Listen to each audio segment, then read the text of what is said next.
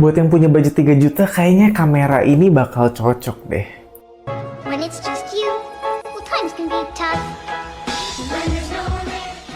Hai, masih dengan Agung di sini. Kemarin tuh gue kedatangan webcam dari Opsbot yang kayaknya sih cukup menarik. Dengan harga 3 juta, kurang dikit. Gimana hasilnya? Yuk langsung aja kita bahas. Nah, ini boxnya. Kebetulan kemarin gue tuh dapetnya cuman unitnya doang sama dapet boxnya. Jadi yang lain-lain nggak dapet.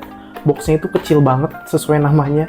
Opsbot Tiny to Light. Terus di sini ada keterangan-keterangannya dan kita tuh dapet kameranya, USB-C cable, terus ada adapter C to A, terus ada user manual sama warranty card. Terus kalau cara bukanya ya begini aja. Ya dari bawah begini. Dah, sesimpel ini. Terus coba kita lihat kameranya. Nah, biasa tuh kalau webcam mountingnya itu terpisah, tapi kalau ini mountingnya nyatu sama kameranya kayak begini. Jadi untuk naruh di atas layar monitor nggak perlu tambahan-tambahan lagi, jadi udah menyatu sama kameranya. Terus untungnya di sini udah ada screw, jadi tinggal dipasang di screw juga, lebih enak. Yuk langsung kita ke pembahasan berikutnya ya. Secara penampilan, Opsbot Tiny to Light ini tampil simple tapi elegan, bodinya kecil sesuai namanya ya, Tiny. Punya desain yang minimalis serba hitam, ada list merah di pinggiran kameranya, yang kelihatan modern banget.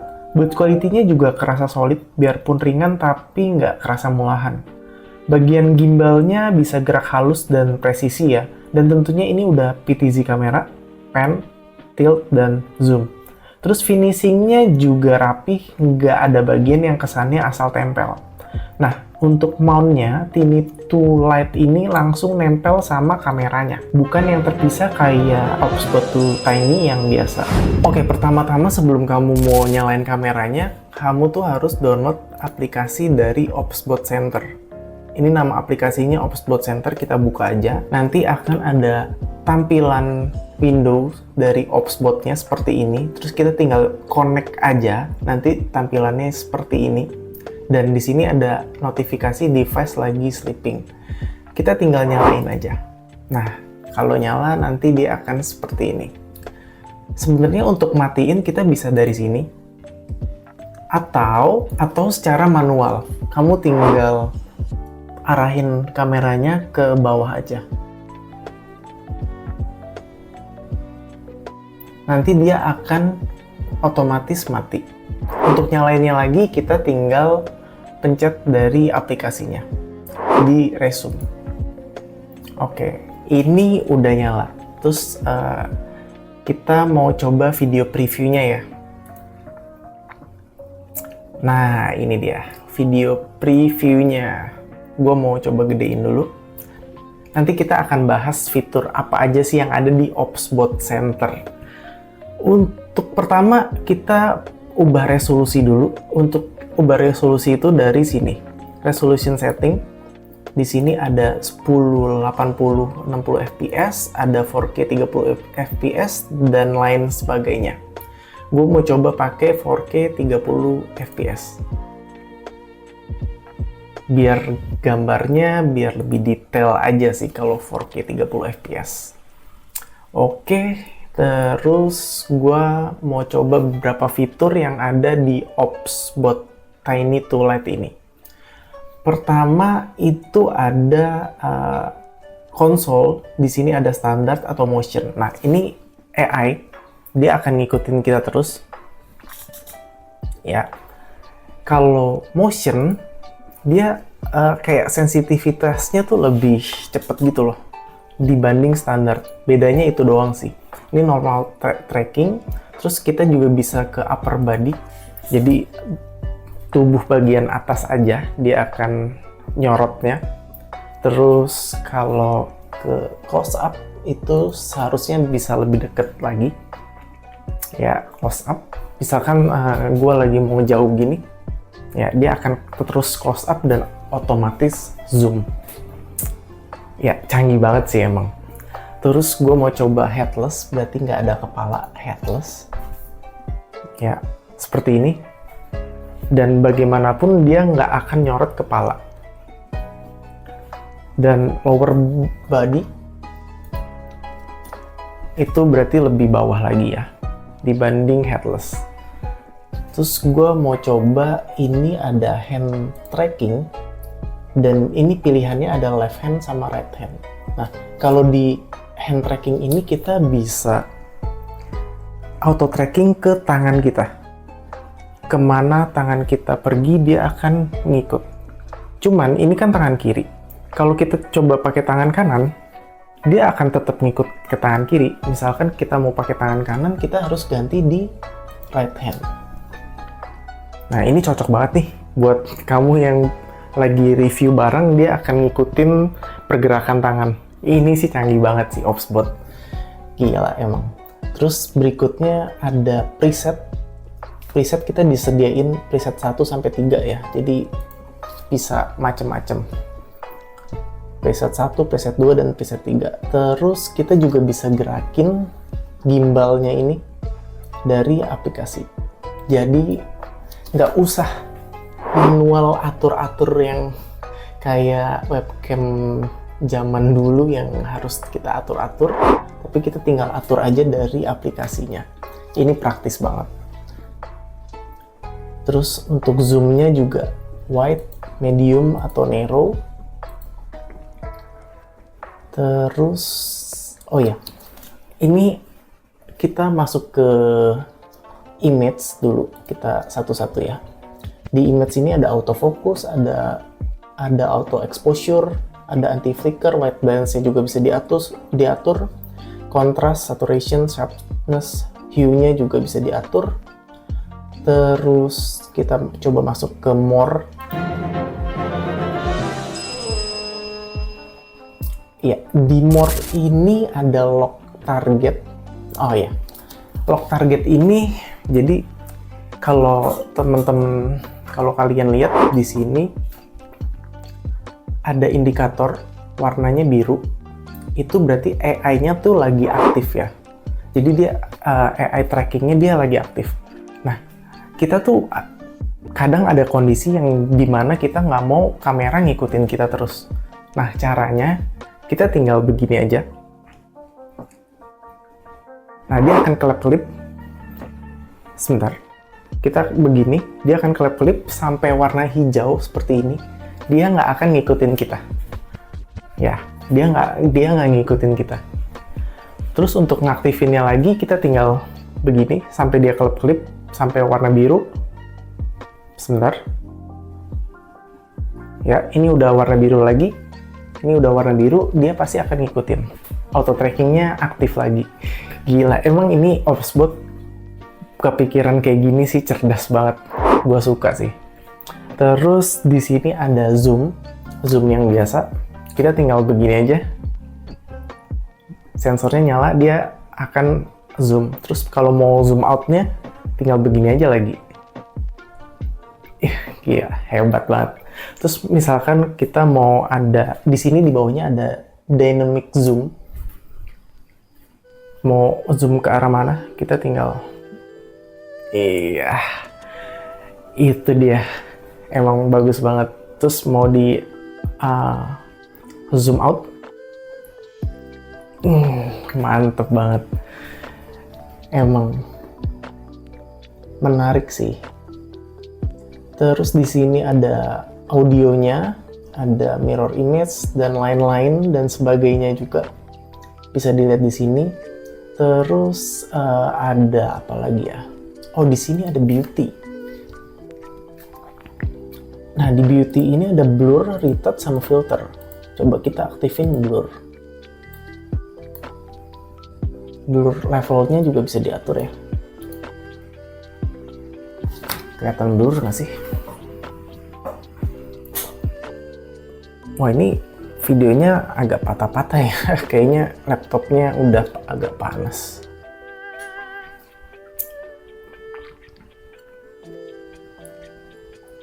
Kalau kita pakai RTX, kita bisa ubah yang advance-nya ini. Kebetulan laptop saya tuh RTX-nya masih NVIDIA-nya masih GTX, jadi bisa kebuka mode advance-nya gitu. Terus bisa retouch juga. Ini wah presetnya banyak banget sih, ini native, terus classic. Coba. Ini kayaknya gue ubah ke 1080 deh, biar nggak terlalu nge-lag komputernya. Banyak banget sih fiturnya kalau misalkan mau dikulik-kulik. Terus apalagi ya? Oh ya, ini gue nggak tahu kenapa audionya. Jadi kalau gue pakai Opsbot Center, aplikasi bawaannya, mikrofon dari Opsbot ini tuh nggak mau bekerja gitu, kayak nggak kedetek. Padahal gue udah coba pakai Ops Studio, pakai Google Meet, pakai Zoom, bahkan di Windows-nya sendiri itu kedetek bisa gitu mikrofonnya. Cuman kalau pakai Opsbot Center nggak tahu kenapa mikrofonnya nggak mau nyala. Tapi nanti gue coba kasih preview mic testnya dari Ops Studio. Nah, ini sekarang gue mau coba tes mikrofon dari Opsbot Tiny 2 Lite. Kalau tadi sebelumnya gue udah bilang, ini mikrofonnya cuma bisa dipakai kalau pakai aplikasi third party. Kalau pakai aplikasi bawaannya malah nggak bisa. Ini gimana guys? Gue nggak terlalu kencang juga ngomongnya. Sedang-sedang aja. Gimana kualitasnya? Sebenarnya gue udah tes sih tadi, dan menurut gue nih ya, kualitas mic-nya itu ya kalau untuk sekedar meeting ya oke lah. Tapi kalau untuk bikin konten atau mau live stream kayaknya butuh mic eksternal lagi. Dan gue coba agak menjauh dikit dengan suara yang sama. Apakah masih kedengeran suaranya? Ya ini suara dari Opsbot Tiny 2 Lite. Ya, seperti itu suaranya. Oh iya, tadi tuh gue kelupaan mau tes low light-nya kayak gimana. Ini kondisi ruangan yang banyak lampu, jadi kondisi cahayanya cukup.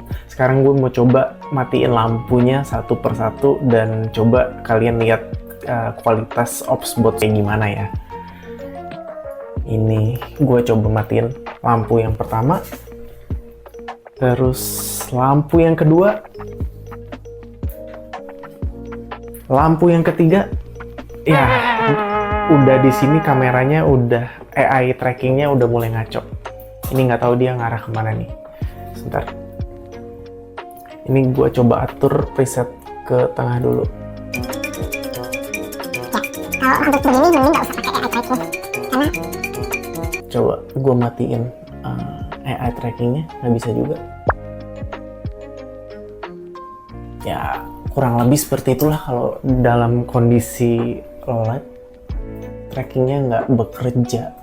Jadi mending nyalain lampunya.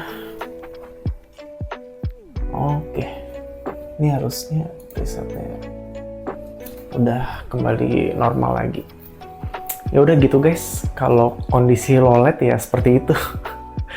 Oke guys, kemarin tuh gue mau tes autofocusnya tapi kelupaan. Sekarang gue mau tes autofocusnya dan bandingin sama kamera belakang HP.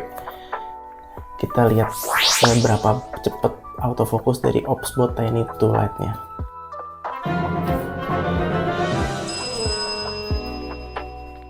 Ya, menurut gue ini sih cukup cepet deh, karena udah pakai PDAF juga.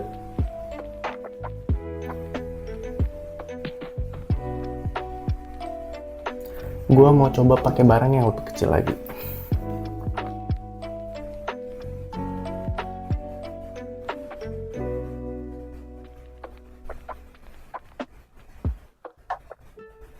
Nah, gimana guys hasilnya? Lumayan cepet kan autofocusnya? Dan bisa sedekat ini. Menurut gue sih ini bagus ya autofocusnya.